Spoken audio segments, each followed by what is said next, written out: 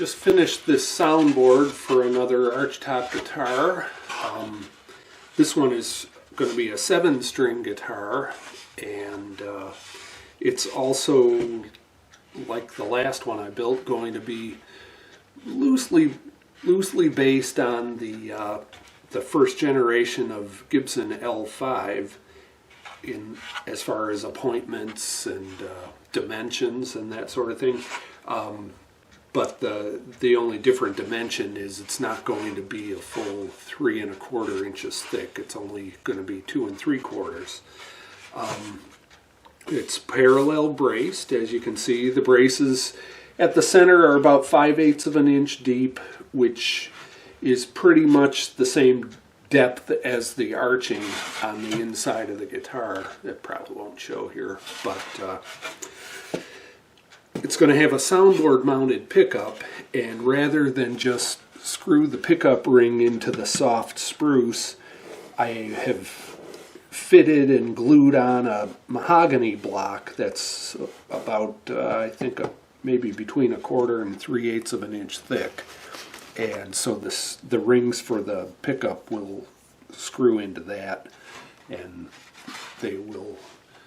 I won't have to worry about them ever falling out. And you can see it's just barely wider than the pickup itself, but that'll give me a secure mounting point. So I've got the top ready to go. I did all of my tuning on it. I think we've already established that it doesn't show up or sound very good on this camera, but it's where I want it to be. Here are the sides, big leaf maple. I've got the kerfed lining glued in to increase the surface area for gluing the top and the back. It also serves to keep the sides stiffer, but primarily this lining about quadruples the surface area for gluing.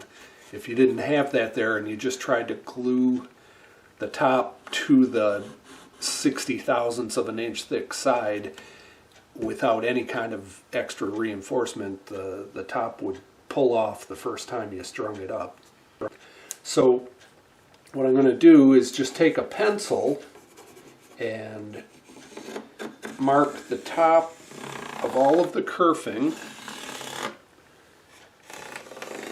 and then I'm going to sand this on this piece of plywood that has some sandpaper glued to it. And I'll keep going back and forth until all of the pencil marks disappear. That way I know I've got a flat, continuous surface for gluing the top on.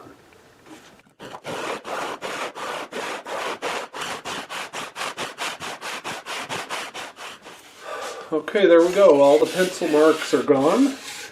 So now I can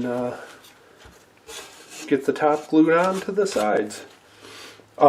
This one stick, I just goop on some super glue and have it there while I glue the top on, and what that does is keep the head block and the tail block in alignment.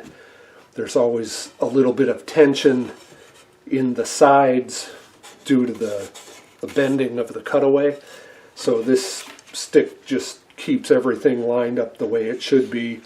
And as soon as the top gets glued, I can take the stick off and nothing's going to budge after that. They call these parallel braces, but I don't know if they're ever actually parallel. Certainly they haven't ever been in one of my guitars. Generally speaking, parallel braces are a little bit stronger than X braces, which form an X. So with a parallel braced top, you can carve it a little thinner, and you get a different tone out of a parallel top. It's a brighter, little bit more focused kind of a sound than the X brace, which gives you a warmer acoustic tone.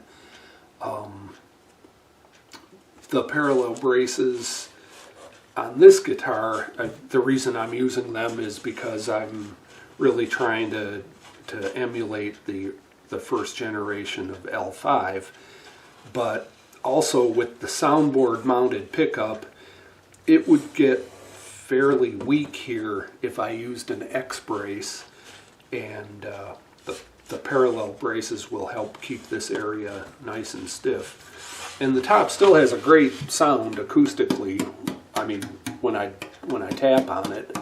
So I'm really not terribly concerned that sinking a pickup into the soundboard way up here at the end of the neck is going to affect the acoustic tone of the guitar. I just finished measuring this top before I glue it on to the sides. It's about 7/32 in the center, and it thins down to around 1/8 of an inch, maybe like 2 inches from the edges, and then it gets a little thicker again, closer to 3/16 of an inch around the edges. Of course, each piece of wood is different, and so the thicknesses and the graduations from thick to thin are going to be individual for each piece of wood, but just to give you some rough idea of what I'm dealing with here.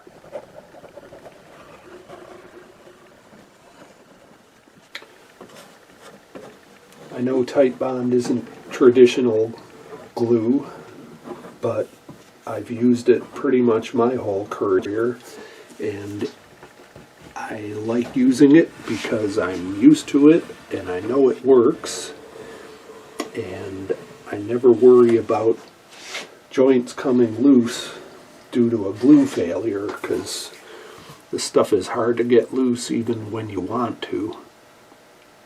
And there aren't too many reasons why you would want to take the top off of an Archtop guitar. So I'm looking for a pretty permanent joint here. So now I always try to glue these things where I can take advantage of gravity, meaning in this sense letting the glue run back toward the soundboard. If I glued it with the guitar, with the soundboard facing up, all the glue would try to run down the kerfing slots away from where I wanted it to be.